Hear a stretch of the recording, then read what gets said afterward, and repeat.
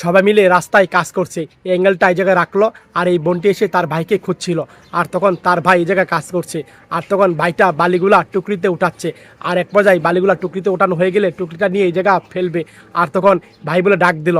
আর ভাইটা তখন তাকালো। বোন বলল, খাবার নিয়ে আসছি, আসো।